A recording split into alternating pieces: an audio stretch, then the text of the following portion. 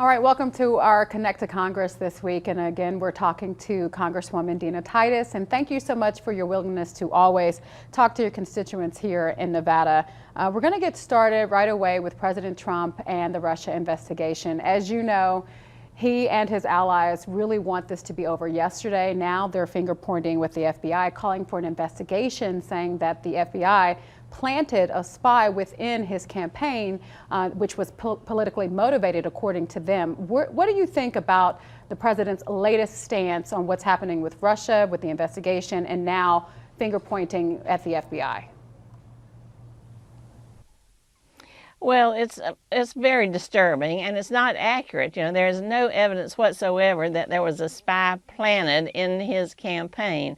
There was an informant investigating someone who was associated with the campaign, and that was in England. So this is just one more attempt for them to try to discredit Mueller so that whatever he comes out with will not be believed. I guess it plays with his base, but the rest of the country and a lot of people here in Congress think that Mueller needs to get the job done, and this is just another distraction when there's so much else that we should be dealing with. Well, do you think, with the fact that a lot of Republicans believe this to be true, and there's calls daily for this thing to end, that this investigation will be able to continue?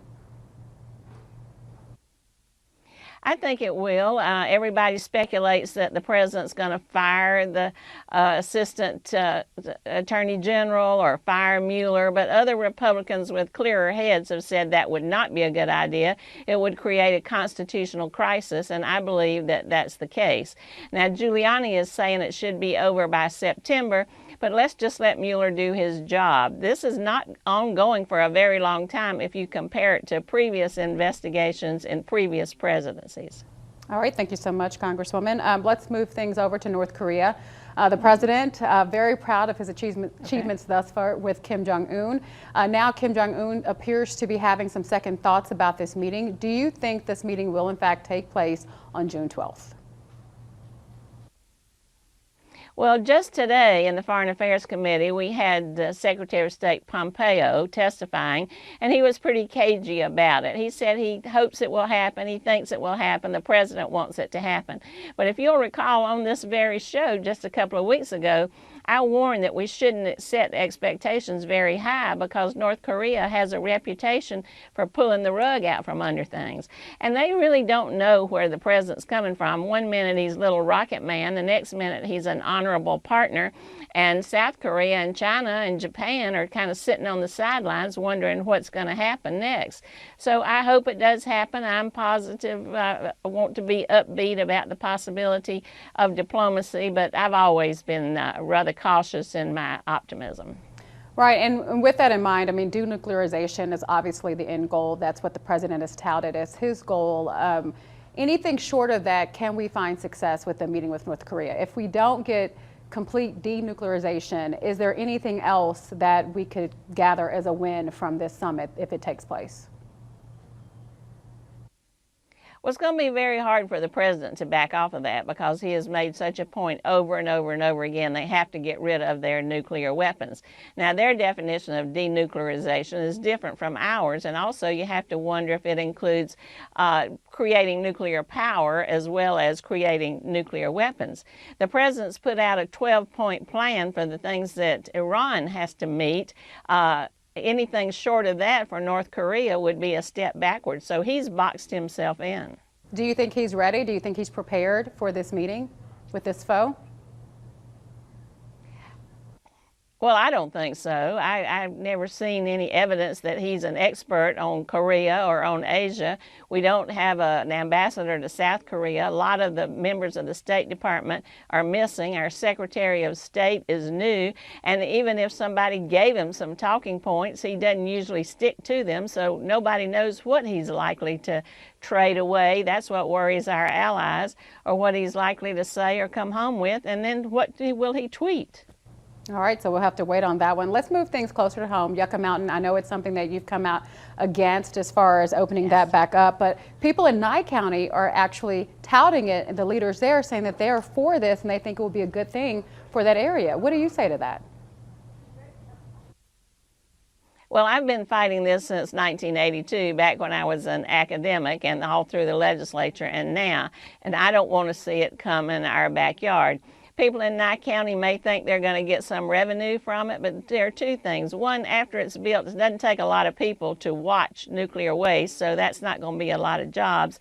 And second, you cannot count on this Congress to give Nye County any kind of benefits, because where are they going to get the money? The number of people in Nye County is very small compared to the people in most of the rest of the state who are very much opposed to it, including most of the elected officials. Have you reached out to them to try to talk to them about their position on it thus far? And will you, if you haven't? Many times we have. We have talked to them many times over the years, and they just see it as a possibility for economic boon. I say we should have consent for the places where it's going to go, and the consent would not just include Nye County, it would include the state and would include other affected areas like Clark County, which is where most of the people would live who would be involved in that. Okay, let's talk about the governor's race here in Nevada, and we've been seeing you in ads touting Sisolak. You've obviously put your support toward him. Why Sisolak and not Chris Giuliani?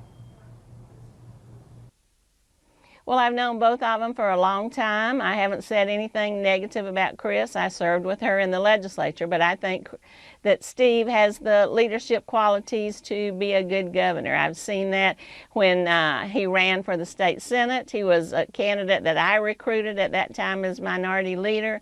He was a good regent. He has shown real leadership on the county commission when we were all so struck by October 1st.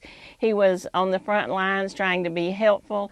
I think he has those kind of qualities that would make a good governor. Well, given that you're friends with both of them, and the fact that Chris Giuliani can make history here as a woman, being the governor here, was that a really tough decision for you to make, to say, okay, I'm not going to go with her, even though she is my friend, and she would actually be, making history here. I'm going to go with Steve Sisolak. Was that a tough decision for you? Well, every decision that I make when it comes to endorsing somebody else, I give a lot of thought to, and I did in this case too. But I've seen Steve accomplish things, and I think of myself as a progressive, and I believe accomplishing things and moving us forward is what the real definition of a progressive is. And besides, he checks the box on many of the progressive issues that I care about.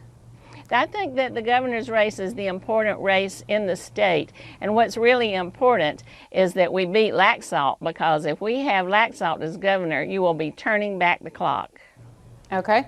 Really quickly before we have to let you go, another school shooting, this time in Texas. We had 10 people die in this situation. It seems like we keep seeing it time and time again, right, and we keep hearing the same thing, thoughts and prayers. And for a minute, people will say that more things need to be done legislatively, but then we get back to square one where nothing is done. What do you think it's going to take for some change to happen? I can't imagine what it would take that's worse than what has already happened. You had children shot in elementary school in Connecticut, people shot at a concert, people shot at a dance venue, people shot at a high school. It's just shameful, and the NRA just has such a lock on the Republicans. I'm a member of the Gun Prevention Caucus. I'm a co-sponsor of the Get Rid of Bump Stocks, Get Rid of Automatic Weapons, have background checks. The people of Nevada passed that even, and yet they just will not bring a bill to the floor. They will not take a vote. They are just hidebound, determined that you're not going to do anything about guns in this country, and they look for other excuses like mental illness, which we should address, or watching TV with violent programs and social media. Well, yes, that's all right too, but we've got to get rid of guns in the hands of people who should not have them. All right, and lastly, is there anything that you would like to say to your constituents? Well, I always like to talk to my constituents, but I would say you should vote in the primary. That's coming up soon, and elections do have consequences. All right, thank you so much, Congresswoman Dina Titus. Thank you.